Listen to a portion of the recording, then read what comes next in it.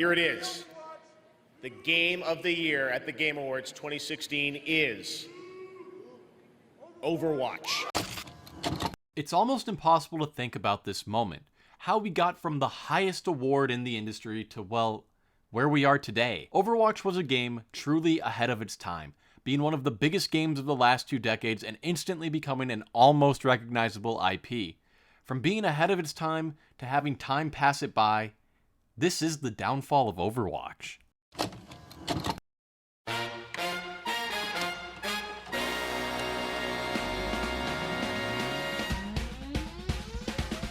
First and foremost, you have to remember that Overwatch is a team versus team 6v6 competitive experience. Jeff Kaplan, the director of Overwatch, is leaving Blizzard Entertainment after nearly 20 years with the company. Overwatch 2 will be played with 2 teams of 5 players. And that's for more story and for PVE. With everything we've learned about what it takes to operate this game at the level that we deserve, it's clear that we can't deliver on that original vision for PVE that was shown in 2019. It is currently the worst user-reviewed game on Steam ever. The people who make Overwatch work harder than the people who make Overwatch. It's like watching your beloved child slowly grow into a drug addict with no future. Made Overwatch 2 because of PvE, scrapped PvE, and basically showed real reason to bring out new game was to monetize and money grub everyone.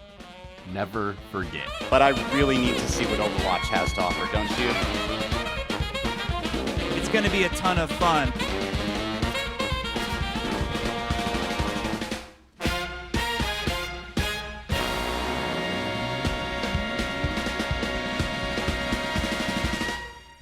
Greetings! Overwatch was at one point a sensation. From release in 2016 to winning Game of the Year, to memes to that Tracer song to cosplay, it seemed that there was a point where you couldn't escape Overwatch.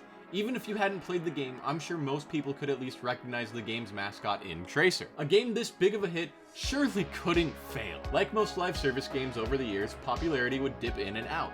Sometimes Overwatch would be massive, and other points it would still be wildly popular, not as big as it has/would be, but still huge. The grueling cycle of Overwatch has seen some of the craziest highs in all of gaming, to some of the saddest lows. As popularity first dwindled in Overwatch, a crazy idea was hatched. What if we put a 2 at the end of it?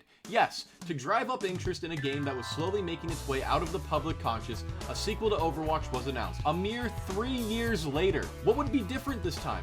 Well, for starters, there was supposed to be a single-player mode that was sadly scrapped entirely. First from what it was originally supposed to be to just not existing anymore. Obviously, something weird might have happened in between to put a halt on that, along with production on anything regarding the first game, as Echo was released on April 14, 2020, to then radio silence from the team at Overwatch. Again, there might have been more important world events going on. News then began to break about what Overwatch 2 would entail. Jeff Kaplan, the lead designer and game director of Overwatch, was out. The 6v6 core gameplay, gone.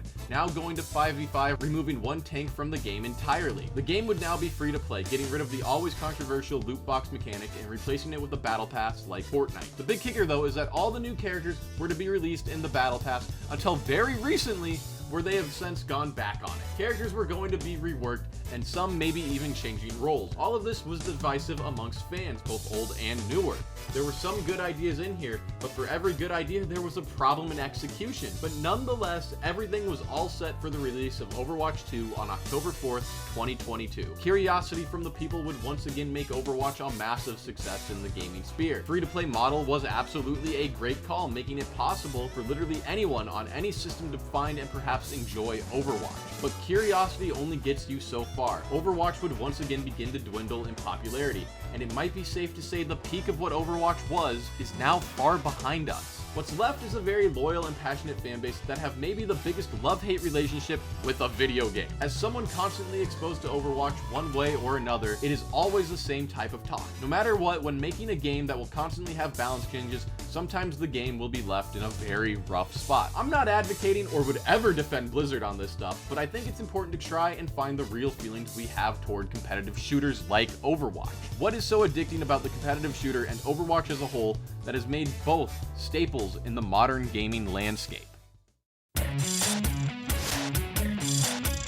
Overwatch 2 was essentially sold to the public on live. How do we get people excited for a sequel to a game we update regularly? Well, we sell them on this PVE mode that they have wanted for so long. A story mode for a game rich in characters but lacking in a real plot. It was a broken promise that was the entire basis of this sequel. This pitch to the general public was that Overwatch 2 would feature this PvE mode that would act as a story mode and bring a new layer to what should have been the ever-expanding Overwatch universe. Instead, we got a release without the PvE mode, and a clip I had to hunt down on Twitch to tell everyone that PvE just isn't happening. But okay, I'm sure we can fix it. I mean, hey, the game is now free to play.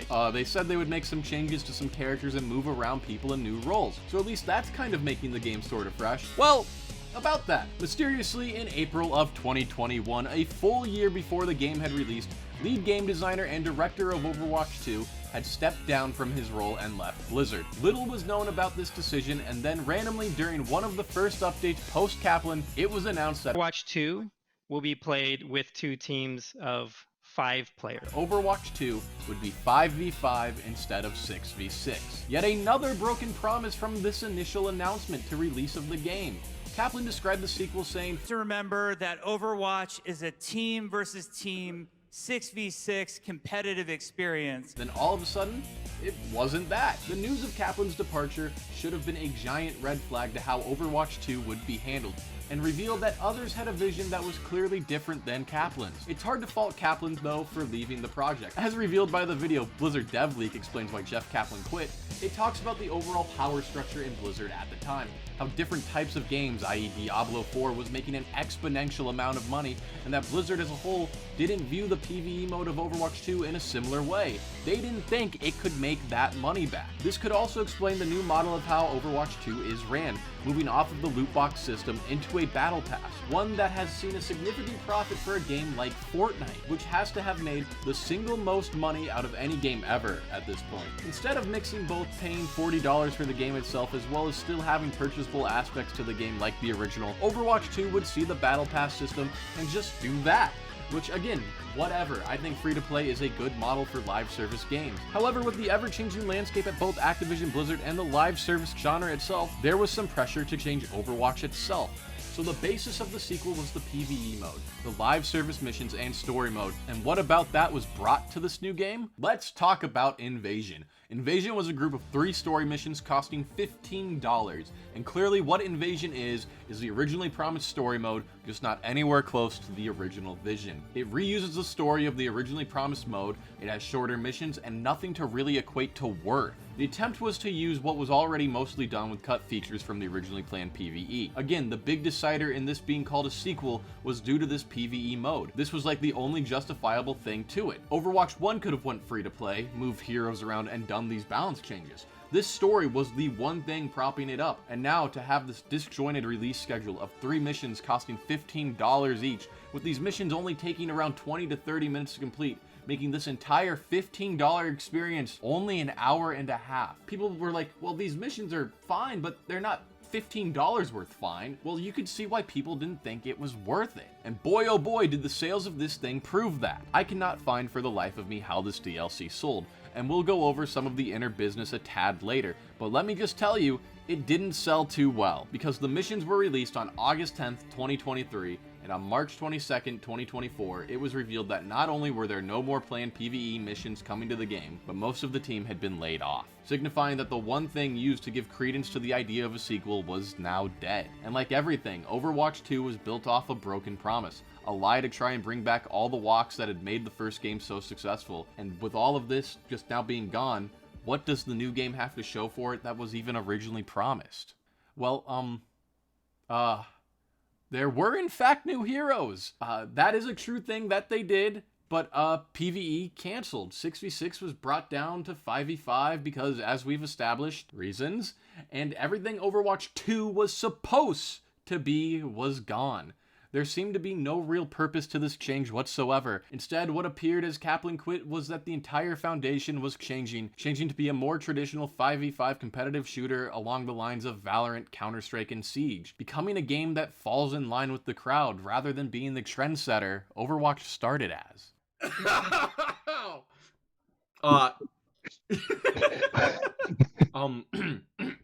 Journalism time. Can you give me one word to describe Overwatch? Ed. How would you describe the current state of Overwatch? Ed. Would you call Overwatch 2 an unnecessary sequel? Yes. Do you think 6v6 is better than 5v5? Yes. Do you think Overwatch can ever recover? Not to where it was in 2016. Those were my questions.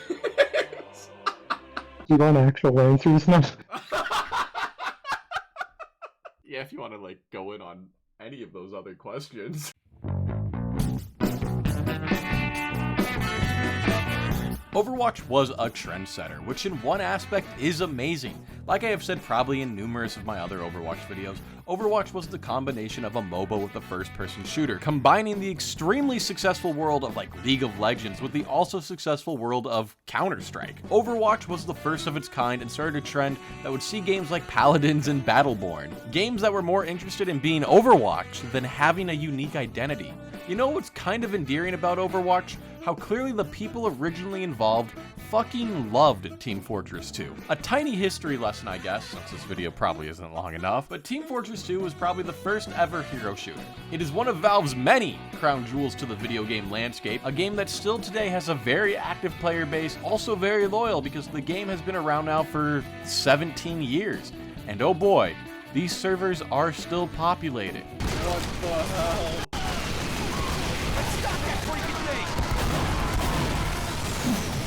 Give me Uber. I need it better. It sounds like a war.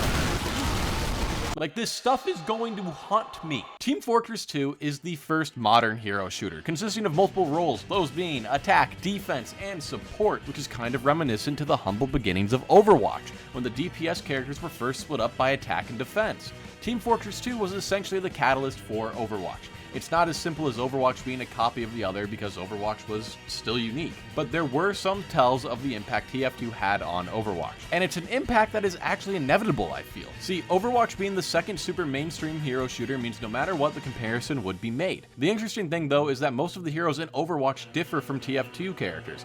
Obviously there's the engineer who is just Torbjorn, the scout is Widowmaker, the medic is Mercy, like some of these core archetypes are very much still here, but Overwatch did a good job to where I think it very much differentiates itself from something like TF2. Jeff Kaplan even described Team Fortress 2 as, quote, one of the greatest games ever made, claiming it one of my favorite games of all time. And there is clear inspiration there, but what made Overwatch so successful, I think, is how they took inspiration and made it their own. People who compare the two and take them both at surface level for what they are, hero shooters that share some of the core character archetypes, some of the same modes, must mean that one is a copy of the other. Well, that's just far from the truth. The success of Overwatch is its originality, its clear want to combine popular genres of the first-person shooter and the MOBA. But looking back at when Overwatch was released in 2016, it was Overwatch or TF2 as the two main hero shooters. Now, hero shooters don't necessarily mean the TF2 formula. Siege and Valorant act as a hero shooter akin to Counter-Strike. Apex Legends is a hero shooter battle royale combining two of the most popular trends of the 2010s. Now there's tons of options for people to play. Overwatch still garners 20 million active players a month, according to this website. It's not like the game is going to disappear into the void, but the ever-growing competition as well as the piss-poor job done by Activision-Blizzard in the management front helped this negative stigma around the game steadily increase. The player base continues to drop month to month, and with the ever-strong player base of TF2, as well as the numerous other Overwatch-like games out there, well, Overwatch now, like it did in 2016, has to stand out and differentiate itself from the crowd yet again.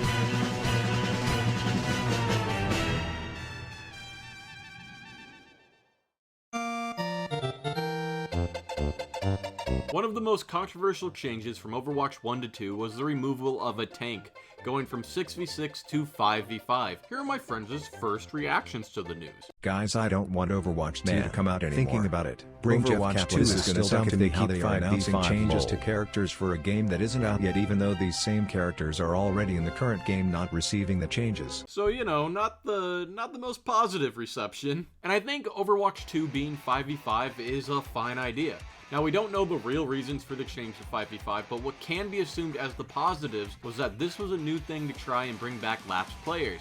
It would help queue times out significantly, so now DPS wasn't like a 13-minute wait time. It would potentially give the team new flexibility in making tank heroes, and finally, it would be a significant change to really try and mix up the overall state of the ever-growing stagnant Overwatch. These, I think, are decent enough reasons to try it out. However, the execution was a bit jarring.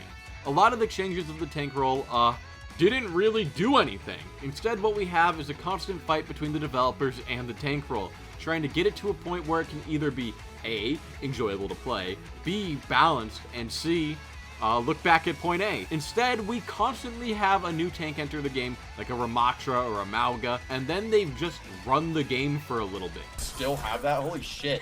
We have the tank passives changing all the time, making the role kind of volatile to play, whether it'll be a good patch for the role or people just kind of hate it. But I think the most damning evidence of all of this is the recent report that Overwatch is testing 6v6 yet again. It's to the point where it almost seems impossible to balance the solo tank role to the rest of the game that is both fair for everyone else and enjoyable to play. The one tank means that counter swapping is like the main thing to know or do, meaning you have to know at least 3 or 4 tanks to even stand a chance sometimes, which isn't necessarily a bad thing. It can make the role seem like fucking impossible to try and learn though. It's also the role where people will probably get the most mad at you, because if you're not having a good game, it's probably just over. It makes it almost feel like an arena shooter more than an incredibly team-oriented hero shooter Overwatch is. But it's evident that the thought of going back to 6v6 kind of proves that Overwatch 2 was, by all accounts, a failure. It was a failure financially for the team at Blizzard to the point that they're not earning bonuses. It was a failure in the sense that it didn't differentiate itself from the crowd and now drowns in the growing genre of the hero shooter. It was a failure in its core reasoning for existing, never coming to fruition. It was a failure because the one conceptual change they have, they might go back on. Because fundamentally, it's almost impossible to really balance because you can't stop people from counterpicking. That negates a big part of the game because now Overwatch is in a spot where they're going to have to choose between 5v5 and 6v6, and regardless of what they choose, they will upset the fan base. You can't have both in the game because that will end up splitting the player base. It's why Overwatch 2 just took over the original Overwatch. The knowledge that the team don't know what to do with the game to get it in the right spot is disheartening. It's disheartening because the game almost feels unnecessary. And if they go ahead with the change of making 5v5, 6v6 again, then what was the last 2 years for? You'll never see it come back. Overwatch 2 has reached over 100 million players as of June 2024. Going free to play was a great move for the game, being able to garner such a large player base. 100 million players who've at least opened your game is pretty impressive. So Overwatch 1 cost $40, and because of how much of a success that game was, Overwatch is one of the best-selling games of all time. However, the landscape of gaming was changing, and charging $40 for a game lacking a single-player experience didn't really cut it when Overwatch 2 was announced in 2019. Work on Overwatch 2 would actually start right after the first game had released. It would be heavily focusing on the PVE mode, giving literally every single type of gamer a chance to enjoy an aspect of Overwatch. The goal was to make Overwatch as approachable as anything. The writing began to be on the wall though when Jeff Kaplan left the project. As we've established, it was clear that Kaplan's departure was because of a changing of approach to Overwatch 2. This change in approach, well, the basic scrapping of the entirety of the PvE mode, and instead putting all its focus back on basically fast-tracking Overwatch 2, which, as Aaron Keller, the current game director of Overwatch, said, as work slowly continued on Overwatch 2, we began to pull more and more of our focus and energy away from the live game and all of the people that were playing it. We had people that were excited to be playing that game and they just wanted more of it. So we had a difficult choice to make. We could continue working on our original vision for Overwatch 2 without a definitive end date in sight, or change our strategy and get something in front of players sooner. We chose the latter, and we released Overwatch 2 last October with new heroes, new maps, new modes, and regular season updates. They pulled the plug on the original vision of PvE and reverted their focus back into what made Overwatch Overwatch. However, and this is going to be complete hypothetical time, I think the reason to pull the plug on Overwatch 2's PvE, which basically snowballed into Kaplan leaving, was because of the overlords of Overwatch, their evil emperor, Bobby Kotick. Bobby Kotick is a known piece of shit, who I think now most famously is responsible for covering up numerous sexual assault allegations while he was in charge of Activision-Blizzard. And if there's anything Mr. Kotick likes, it's money. Think of like Mr. Krabs. I mean, this guy has it to where every year there is a new Call of Duty game released that essentially equates to just a new weapon and map pack, and still full price, mind you. I mean, shit, you go on Steam today and type in Call of Duty, you will find that most of the games are still full price. This includes hits like Infinite Warfare, World War II. Shit, they are still charging $40 for fucking Black Ops 1. That game is 14 years old now. On top of that, Activision games are now littered with microtransactions, battle passes, finishers in Warzone, and whatnot. Now, to say there was pressure on the Overwatch team to continue their profitability is redundant. Like, yeah, that's sadly how these businesses work.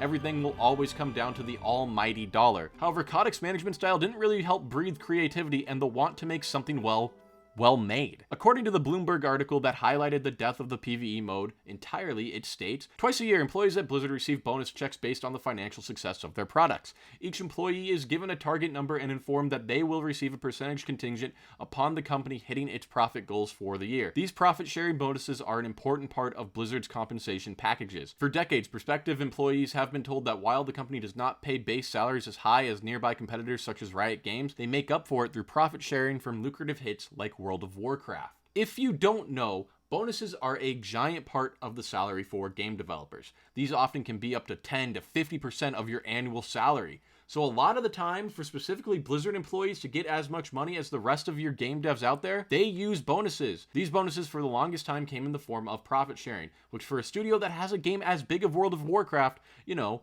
never really in doubt that Blizzard will hit these significant profit goals. Now, for the longest time, Blizzard used the profit sharing formula when giving the employees bonuses. But in 2023, it was revealed that Blizzard now gave bonuses in the form of individual team success, meaning the first half bonus that Overwatch team received in 2023 was zero. They didn't get any due to the game's poor financial earnings. And you know which person argued for this change in handing out bonuses?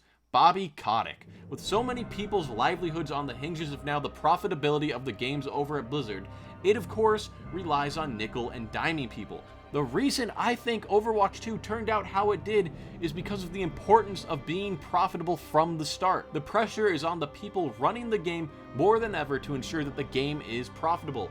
It's why the PVE team was let go entirely, because it was costing the Overwatch team too much money to try and chase something that the higher-ups didn't view as profitable. Activision-Blizzard failed Overwatch because what started as a unique game that was full of interesting new mechanics and characters that had a clear passion behind it now felt like it was nothing more than your average free-to-play game. Nothing stood out between Overwatch and the now growing number of hero shooter type games out there. Instead, in order to actually enjoy the new parts of the game, you would have to either grind for a ridiculous amount of time or buy the battle pass to play the new characters, which is really frustrating when you're playing competitive and you just can't counter anyone because these characters are usually so stupid at launch. I do want to believe that the Overwatch team truly wants their game to succeed, and that it's the evil corporation making the game kind of soulless. Like, I don't think anyone works on a project and doesn't care about it to a certain degree. It's the people above who see dollar signs with everything, and that creates the type of monetization that plagues Overwatch. Thankfully, they have since gone back on the characters being a part of the battle pass, because that was fucking stupid, but now all the things that were once free are now like $10. Earning things like skins and voice lines aren't really a thing anymore. Everything must come from the inevitable battle pass, which the battle pass might be a plague on the video game industry itself, but that's a story for a different time. Activision-Blizzard failed Overwatch 2 from the start, taking away the true identity of the sequel and focusing all the efforts on the multiplayer, and seeing that the multiplayer itself is sort of flawed makes it a lot harder to get behind. It's funny because with how successful the first game was, Overwatch should have been the next giant gaming IP. There should be more of a focus on the comics. There should be television shows. There should be toys everywhere. Kids should want to dress up as Overwatch characters for Halloween. Like, this game should have been even bigger than it was. And instead, it feels like it's decaying to a degree, to where maybe one day we'll wake up and it'll just be gone. Even going farther back, let's look at the start of OWL, or Overwatch's own competitive league. A big part into Overwatch was Blizzard's venture into the world of esports, and boy did they have something up their sleeve. That is absolutely right, Tyler. I'm joined now by Bobby Kotick, the CEO of Activision-Blizzard, the gaming giant, Robert Kraft, CEO of the Kraft Group, as well as the New England Patriots, as well as Jeff Wilpon. He's the co-founder of Sterling VC, as well, of course, as COO of the New York Mets. OWL, or the Overwatch League, was founded in 2017 with some pretty heavy hitters involved, mainly the pockets of Bobby Kotick himself and his rich friends.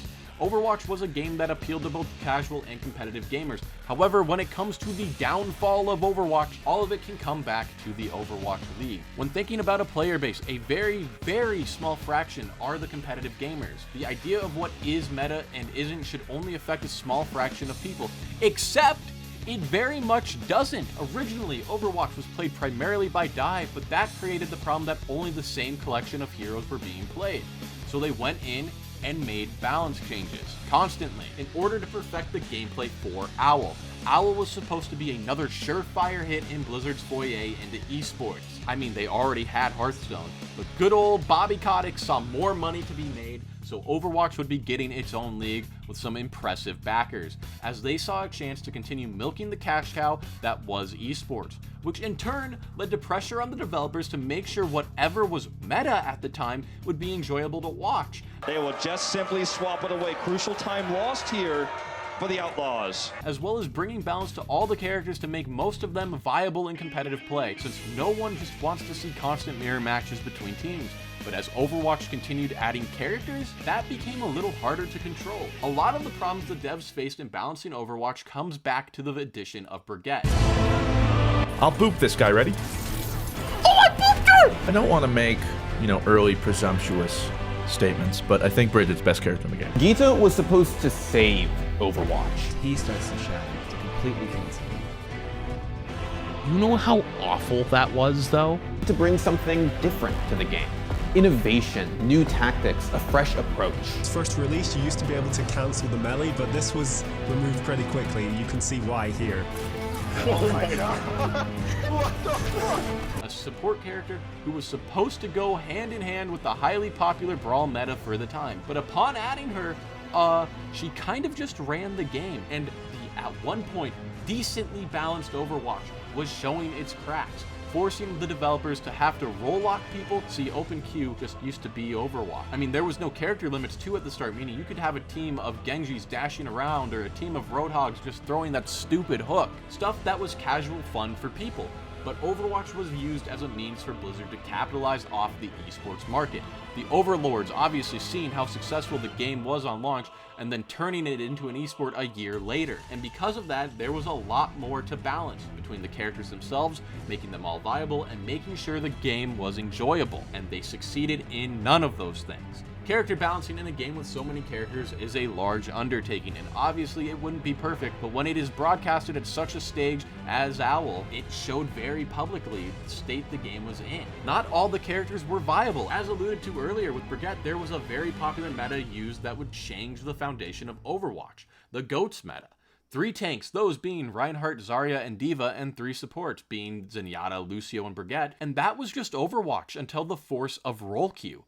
And there were still problems going into role queue, that being double shield. The more characters added to the game, the harder it became to balance, which in turn continued to show the flaws of Overwatch as OWL continued to play and show the game's weaknesses and overall unenjoyable metas. And then Activision-Blizzard went through a controversy or two, and the announcement of Overwatch 2 felt fast-tracked. Not to the fault of the devs, but to the inadequacies of the parent company themselves. Overwatch 2 looked to regain the popularity of 2016 Overwatch and bring with it a renaissance of sorts. And what happened was that the game was poorly balanced from the jump. The removal of one tank somehow took even more fun out of the role, and once again, Overwatch was in danger. But as long as OWL was an investment for Kotick and friends, well, then Overwatch was safe to receive constant updates and at least be a priority at Blizzard. It has finished. Overwatch League, as we know, is over. Except, like all things, It just wasn't. Year after year, Owl lost Blizzard more and more money. View counts went down more and more, no thanks to the exclusivity deal Owl signed with YouTube, making those tokens that people got that got them skins and stuff just not exist anymore. Overwatch 2 was a rough game around the edges, clearly being pushed farther and farther along production, until finally, mercifully, Owl shut down. The current format of Owl was dead, thanks to the ridiculous price of owning a team on top of the price just to keep the players around and the teams around. Owl was a massive failure for Blizzard, adding to the almost unbelievable amount of failures Overwatch 2 would amass in its short life cycle. The thing is, could this have all been avoided? Is there a world where everything at Blizzard is ran mostly the same, where the two games being the Overwatch PvP and Overwatch 2 being the PvE coexist? I reckon probably not. That would have cost way too much money maintenance-wise for the servers, it would have split players, but even then, could have all the issues at Activision-Blizzard been avoided and not cause the careless announcements to try and flood the search engine when you Google Activision or Blizzard? Yes, Activision-Blizzard should have been ran like a company instead of a frat. The hastily made announcements regarding Overwatch 2 can be traced to a company facing bad publicity, and that sucks. It sucks that a dev team has to rush and shit out something nowhere near completion because of the mishandlings of a bunch of dumb fucking billionaires. A game like Overwatch could have been an extremely successful esport if there was a passion for the game from the league side, but it felt like that passion was only there because Owl was a business investment from Kotick & Co. Owl was more so a business than a league full of passion. A business that failed time and time again, trying to perfect a balance that seems almost impossible. Instead, the true matter of the fact is, Activision-Blizzard failed Overwatch more than anyone else. They changed their identity. They saw Fortnite make an infinite amount of money and wanted in on that, and because of that, it's easy to stand back and see that Overwatch 2 was nothing more than a business opportunity. Nothing more but to remonetize one of the best-selling games of all time. Overwatch 2 could have been special, but instead it goes down as one of the worst sequels to a video game ever. Every defining aspect of the sequel is gone. A clear try at getting good publicity in a time where the big company was all over the news. The real downfall of Overwatch is because of Activision-Blizzard. A lot of the time I want to remain positive when talking about the things I enjoy.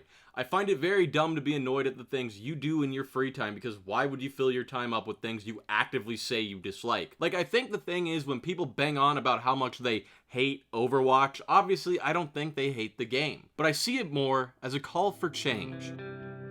I don't know what that change is though. I'm not a game dev and I don't want to pretend I am. But I do know enough of my own personal taste to tell you that this just isn't it right now. It's crazy because it seems like everyone longs for a version of Overwatch that has been gone for quite some time now. Yet the longing remains. Blizzard has botched like everything to do with this sequel, and yet there is still a passionate fan base behind the game, and I think that's what is most important to note, right? The idea of a dead game is a little silly to me. In order for a game to truly be dead, I think it just has to not exist anymore. Like, I don't know, Concord. Like, Overwatch isn't dead. The mere idea that it is silly. Just because a game isn't in the broad consciousness does not mean people just stopped playing altogether. It is one of the silliest things to come from discourse about video games. However, I'm going to use that terminology to clickbait the video, so maybe I'm a hypocrite. The thing Overwatch has over a lot of other titles is passion. Let's go back to Team Fortress 2 for a second. Team Fortress 2 has been left in a whack state. Cheaters and bots fill lobbies, people constantly look for a rework for characters, and yet, nothing. This includes an entire movement called #SaveTF2, which they should do. The last major update for Team Fortress 2 was called Jungle Inferno, and it was released in 2017. Basically, all of the Overwatch versus TF2 debate has taken place over one single update. The crazy part? There is still tons of passion in that fan base. Between the constant YouTubers to the very lively servers, by all metrics of current gaming discourse, TF2 should be dead. But it isn't. Instead, TF2 is attracting a younger player base again. From this, Team Fortress 2 was also huge. It still is. Dude, my little brother started playing Team Fortress 2. Wait, what? He's recently gotten into Team Fortress 2. I'm like, what? To my teacher friends telling me they hear students talking about this game, And yet there's nothing for Overwatch.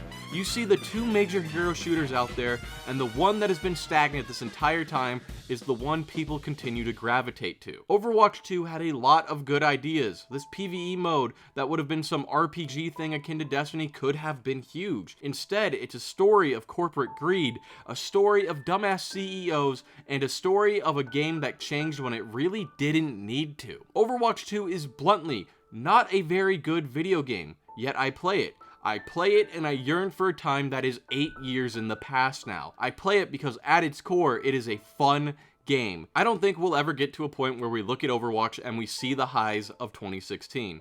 I don't think that's possible. Overwatch is a game that people want to hate. I don't know why, but that's just a fact. It's a game where doom posting, like this video, is rampant. But at its core, there's some fun to be had. But I do hope that this game succeeds. The only reason I think people say they hate this game is because in one aspect or another, they want it to change. Maybe conceptually, it's almost impossible for Overwatch to change, but the passion of the fans, the ones who brought Overwatch as an esport back from the dead and made it a league full of people passionate for the game, that's the right way. I've been condescending in this video a lot, but this is genuine. I want this game to succeed because the people who play it want it to succeed. The people who have spent years trying to perfect a character or a role want it to succeed, want it to be fun, and is that just so much to ask for? Overwatch 2 is a sequel that never should have been, a game that essentially killed off any remaining goodwill the broader public had toward Overwatch, a game that couldn't even fulfill any of the promises they had made, and it's quite disheartening because Overwatch was special, and that's the downfall of Coward. We have a new world to conquer. Perhaps you're right. Perhaps I should do what I should have done from the start.